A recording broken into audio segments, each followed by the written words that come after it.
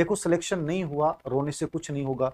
कई चीजें हैं, अपने दिमाग में बहुत सारी चीजें आती हैं, सर 2 नंबर हो जाते, 4 नंबर हो जाते, कोई नहीं सुनने वाला।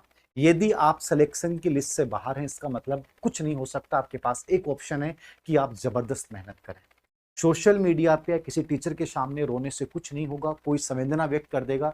और मैं कहता हूं, संवेदनाएं कभी मत लीजिए, सहानुभूति कभी मत लीजिए, केवल और केवल जवाब दीजिए। और जवाब हमेशा मौन होना चाहिए। सिलेक्शन के अलावा कोई जवाब नहीं होता किसी भी चीज का। तो मैं आपको यही कहूंगा, ना हार मंजूर है, ना रुकना मंजूर है। मैं जुनूनी हूं, बस आगे बढ़ना जानता हूं और आगे बढ़ के आपको दिखाना है। और ये एकमात्र तरीका है जिसके माध्यम से आप अपने आप को साबित कर सकते हो। तो जो बच्चे असफल हुए हैं, मैं उन बच्चों को कहूंगा कि आप डायरेक्ट फोकस करें मेंस पे। अब मेंस पे सर कब एग्जाम होगी, क्या होगा? देखो, दो चीजें हैं। अध्यापक भर्ती परीक्षा आएगी, सरकार को ही पता है, कोई बहुत ज्यादा अच्छा माहौल नहीं है सरकार के लिए भी फिलहाल, ठीक है। तो सरकार इस लेवल पे डीपीसी को लेकर बहुत चिंतित है और इसने अपने लेवल पे कंडीशन के साथ डीपीसी करने का प्रस्ताव जो है वो प्रक्रिया शुरू हो रखी है। वो जल्दी हो जाएगी, जब भी हो। आप मान के चलिए कि 15,000 से 20,000 के आसपास अपने पद इसके सामने हो सकते हैं। कब आएंगे सर?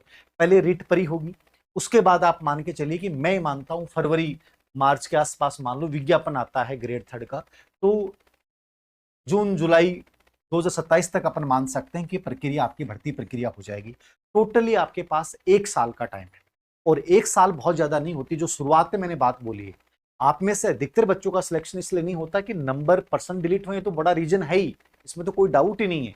ये तो अधीनस्थ सेवा चयन बोर्ड के खिलाफ मैंने उस दिन ही बोल दिया था, इनकी इतनी बड़ी लापरवाही है जो शायद आगामी एग्जाम में हमें नहीं देखने को मिले। लेकिन हमें भी तो ऐसा प्रयास करना पड़ेगा कि हम कम से कम 20 से 25% ज्यादा ले जाए।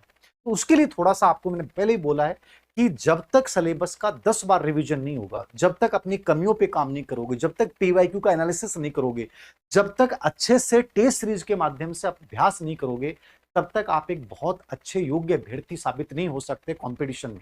तो ये चीजें आपको तब करनी है जब आपके पास पर्याप्त टाइम हो। वैकेंसी आने के बाद तो टाइम मिलता ही नहीं है। तो कोई बच्चा कहेगा वैकेंसी आने के बाद करेंगे सर, कब आएगी? नहीं, आपको अभी से सीरियसली हो जाना है, जोरदार अनुशासन बनाना है। और मैं कहता हूं बहुत गजब तरीके से मेहनत करोगे तब जाके पहुंचोगे। कोई सिलेक्शन यूं नहीं होता है 2 या 4 महीने की तैयारी से। तो जो मेंस की तैयारी कर रहे हैं बच्चे, मैं कहूंगा अभी से जुट जाइए